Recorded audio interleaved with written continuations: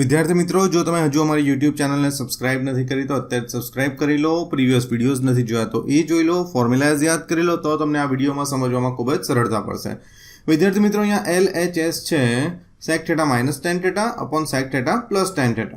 હવે વિદ્યાર્થી મિત્રો, હું ડાબી બાજુ જોઉં તો મને sec θ tan θ દેખાય છે. હું જમણી બાજુ આવી જાઉં તો મને ફરીથી sec θ tan θ દેખાય છે. એટલે મને ખબર પડી કે મારે secને અને ટેનને સાઇન કોસમાં ફેરવવાની જરૂર નથી. આપણે કદાચ એવા પણ દાખલા કર્યા હશે કે જેમાં બધા સેક અને કોસેકને આપણે સાઇન કોસમાં ફેરવી દઈએ. તો એ સંજોગની અંદર વિદ્યાર્થી મિત્રો એવું હોય છે કે right hand side sine cos હોય, ઇઝન્ટ ઇટ? પણ આમાં તમે જુઓ તો આ સેકટેન છે, જમણી બાજુ પણ સેકટેન છે, એટલે હું કોઈને સાઇન કોસમાં ફેરવીશ નહીં.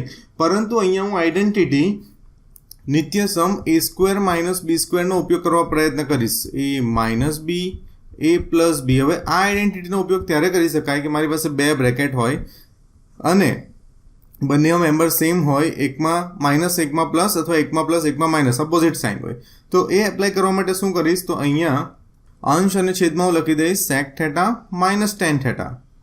હવે વિદ્યાર્થી મિત્રો શું થઈ જશે તો તમને એમ કહેવામાં આવે કે 5 ગુણ્યા 5, તો તમે શું લખો 5નો વર્ગ, આને અર્થ લખી શકાય.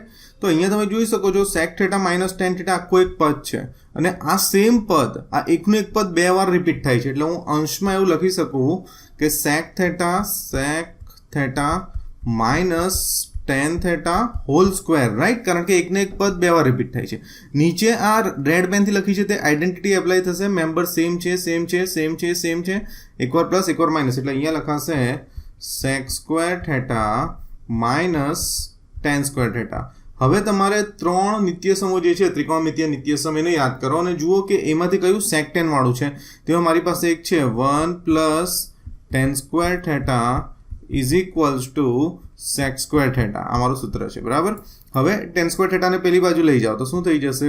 1 is equals to sec square θ. આ tan સ્ક્વેર θ આ બાજુ આવે તો minus sec square θ minus tan square θ. એટલે sec square θ minus tan square θ બરાબર છે 1.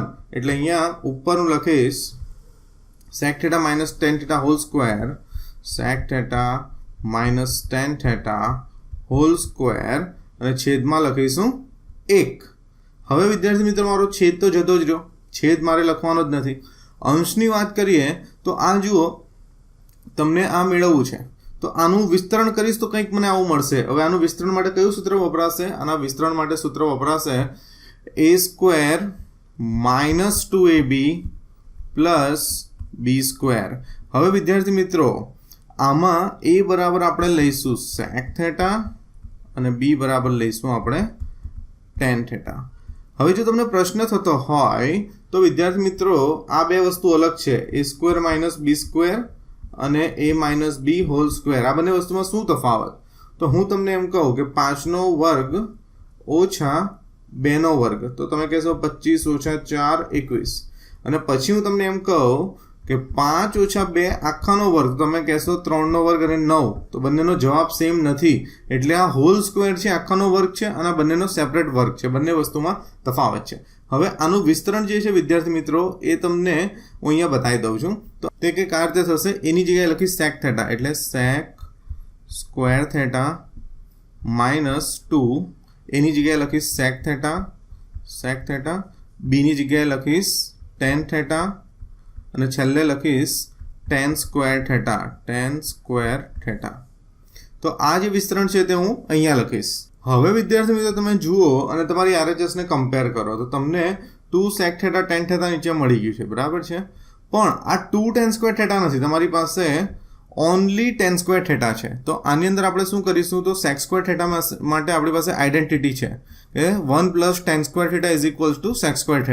તો આપણે આ sec સ્ક્વેર θ ની જગ્યાએ 1 પ્લસ tan સ્ક્વેર લખીશું, એટલે એક tan સ્ક્વેર બીજું આવી જાય અને એક tan સ્ક્વેર આ છે જ, એટલે 2 tan સ્ક્વેર થઈ જાય. એટલે અહીંયા હું આઈડેન્ટિટીનો ઉપયોગ કરીશ.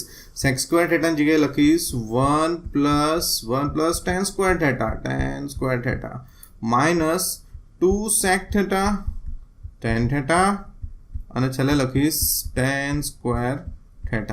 હવે આ પ્લસ tan સ્ક્વેર θ, આ પ્લસ tan સ્ક્વેર θ, એ થઈ જશે 2 tan સ્ક્વેર θ, એટલે is equals to 1 minus 2 sec θ into tan θ, અને છેલ્લે આ બંનેનું પ્લસ લખી દો 2 tan square theta and that is equals to RHS और जबा પ્રૂવડ. તો આઈ થિંક વિદ્યાર્થી મિત્રો હું તમને શક્ય તેટલી સરળ ભાષામાં કન્ફ્યુઝન ન થાય તે રીતે એક એક સ્ટેપ હું કેમ અને આમ જ કેમ કરું છું એના એક્સપ્લેનેશન સાથે સમજાવવા પ્રયત્ન કરું છું.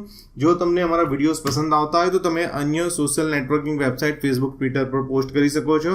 અમારી ચેનલને સબસ્ક્રાઇબ કરવાનું ભૂલશો નહીં. વિડીયોને લાઇક કરશો, કમેન્ટ આપશો અને અમને પ્રોત્સાહન આપશો. Thank you so much.